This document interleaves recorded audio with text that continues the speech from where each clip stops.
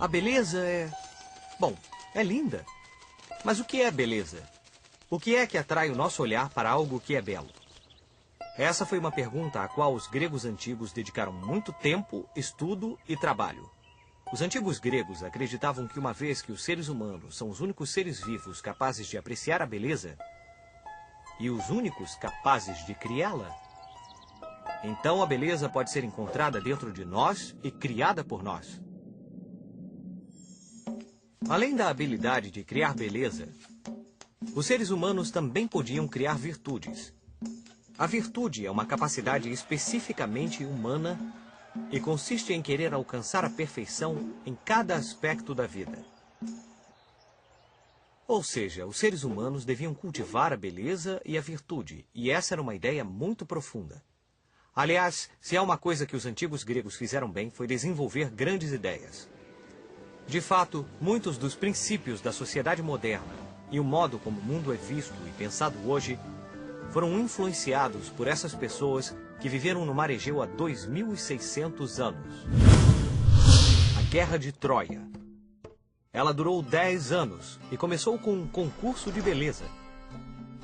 Acontece que Paris, príncipe de Troia, foi nomeado um dos jurados para eleger a mais bela das deusas.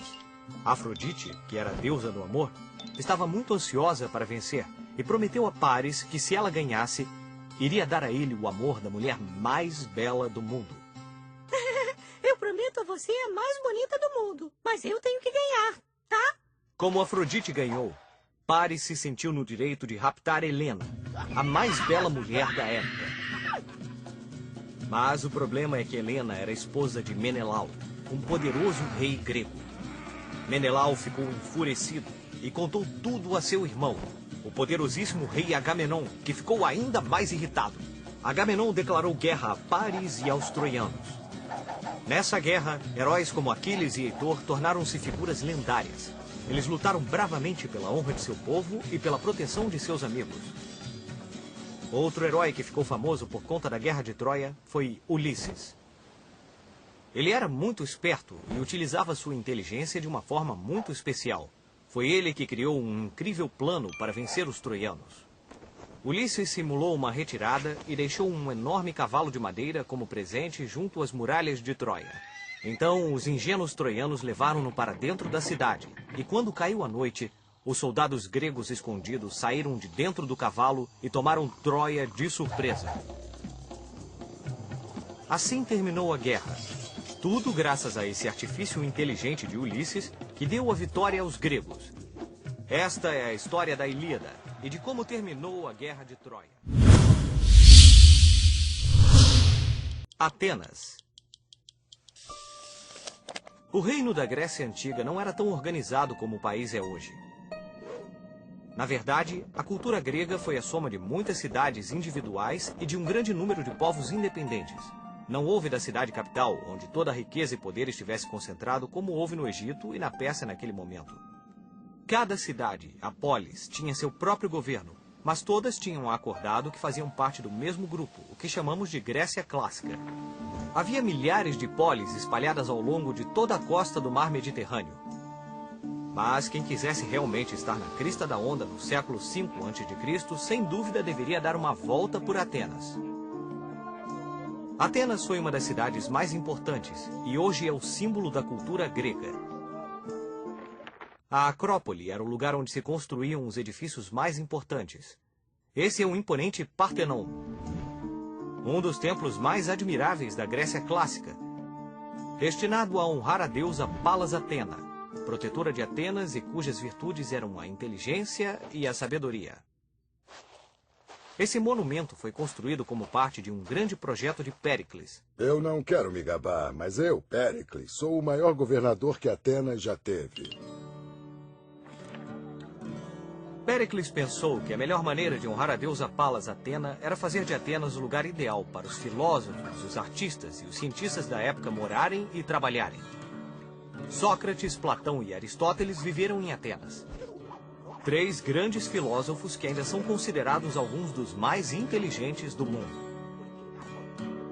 Atenas foi o primeiro lugar do universo onde se começou a desenhar a ideia de uma democracia.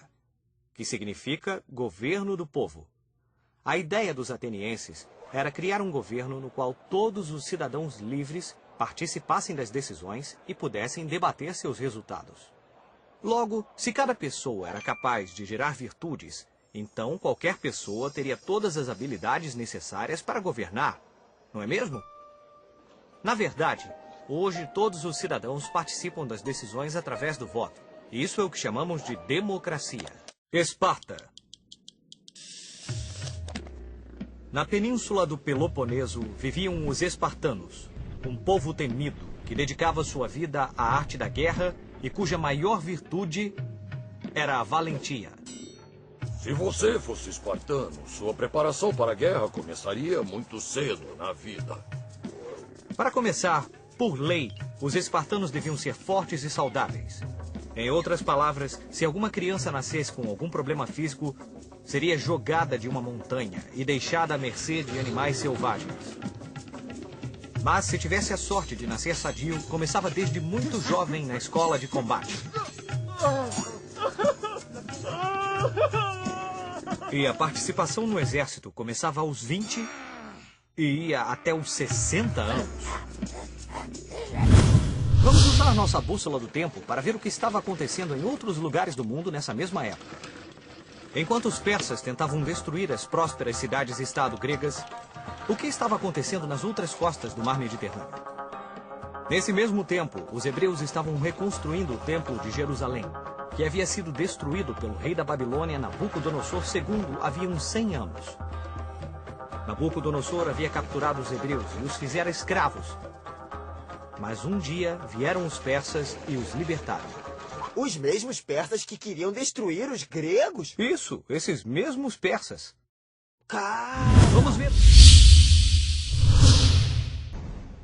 Fazer coisas bonitas foi algo que os antigos gregos fizeram de melhor.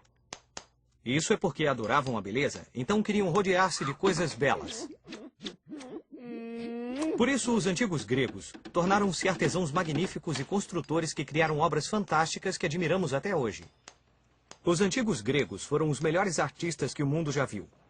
A arte da Grécia Antiga é conhecida como arte clássica. Essa forma de expressar a beleza tem sido tomada como fonte de inspiração para muitas culturas ao longo da história. Primeiro, os romanos. E mais tarde, os artistas do Renascimento. Você lembra de Leonardo da Vinci? Ele pintou a Mona Lisa. Mesmo os pintores modernos têm olhado para os gregos antigos como fonte de inspiração. As famosas esculturas gregas não retratam ninguém em particular, mas são um reflexo do ideal de beleza humana na época. As estátuas são tão belas, tão bem feitas, que apenas um pequeno grupo de escultores ao longo da história, e mesmo nos dias de hoje, foi capaz de reproduzir a qualidade técnica dos gregos. Os Jogos Olímpicos. As Olimpíadas eram uma grande celebração que reunia representantes de todas as cidades gregas. E enquanto esse evento se realizava, as guerras ficavam proibidas. As Olimpíadas eram tão importantes que interrompiam qualquer tipo de conflito entre os povos gregos durante os Jogos. Os deuses do Olimpo. Os gregos tinham deuses e deusas para quase tudo na vida. A guerra. Vamos derrotar todos! O amor. Adoro quando você escreve poemas. A família. Te espero para jantar, amor. E a sabedoria, entre outros. Mas havia um deus que governava todos os outros deuses. Era Zeus. Havia 12 deuses principais e todos moravam juntos em um palácio enorme em cima do Monte Olimpo. Um lugar tão alto e tão íngreme que nenhum mortal conseguia escalar. O Palácio do Olimpo tinha todos os luxos que você pode imaginar. Muitos quartos, um zoológico para os animais sagrados, salas de armas, cozinhas e salas de jantar. Mas o lugar mais importante era o imponente salão, onde todos os deuses se reuniam para debater os problemas dos homens. Como, por exemplo... Quem nós vamos premiar hoje? Ou ainda melhor, quem nós vamos castigar hoje? Os deuses gregos eram muito parecidos com os humanos. Sentiam ódio, inveja, sentiam dor em guerras e combates e, principalmente, apaixonavam-se. e trazendo ao mundo muitos filhos que se tornavam deuses ou semideuses. Mas havia características que diferenciavam os deuses dos humanos. Os deuses eram imortais e tinham muitos poderes. Além disso, podiam controlar com as próprias mãos o destino de cada ser humano na Terra. Filosofia. Os gregos adoravam pensar sobre o mundo que os rodeava. Matemática, amor, natureza, eles fizeram perguntas sobre tudo. Assim nasceu a filosofia. A filosofia é uma maneira de estudar e descobrir o mundo, fazendo perguntas e utilizando a razão e a lógica para encontrar respostas. Na Grécia Antiga, viveram muitos homens sábios que fizeram perguntas que tinham respostas muito difíceis. Por exemplo, do que todas as coisas são feitas? Tudo no universo é composto de apenas 4 elementos: a terra, a água, o ar e o fogo. Através dessas discussões, os gregos formulavam ideias que a ciência só conseguiu provar milhares de anos depois. Eu acho que toda matéria é composta de partículas muito pequenas. Tão pequenas que não podem ser divididas. Eu vou chamá-las de átomos. Os antigos filósofos gregos debateram sobre muitos temas, o que muitas vezes provocava inúmeras discussões entre as pessoas que pensavam de uma maneira e as que pensavam de outra. Suas contribuições provocaram um impacto enorme na maneira como vemos o mundo hoje. O foco na tentativa de responder a perguntas de uma forma lógica e comprovada foi a base para o método científico e, portanto, a base para estabelecer o modo como encaramos a ciência hoje. Alexandre o Grande. Havia um homem na Grécia que, desde muito jovem, teve o maior sonho que alguém poderia ter. Esse jovem, chamado Alexandre, era o filho do rei Felipe II, rei da Macedônia. Alexandre decidiu partir para uma longa viagem com um objetivo ambicioso. Quero me tornar o maior conquistador de todos os tempos e governar o mundo. A viagem de Alexandre começou na Macedônia, no ano de 334 a.C. Aos 20 anos, esse jovem guerreiro formou um exército que era treinado com técnicas avançadas para a época. Foi assim que alcançou façanhas incríveis. Vamos ver, eu já conquistei aqui, e aqui, e aqui, e quase todo o mundo antigo. Eu conquistei até aqui. O Império de Alexandre uniu o mundo ocidental e o oriental, e assim difundiu a cultura grega. Quando Alexandre o Grande criou seu império e centralizou o poder, ele se contrapôs a um dos princípios fundamentais do espírito grego. Assim, muitas cidades que antes eram independentes passaram a ser governadas por um único homem. Com a morte precoce de Alexandre, que não deixou herdeiros, chegava ao fim a época da Grécia Clássica.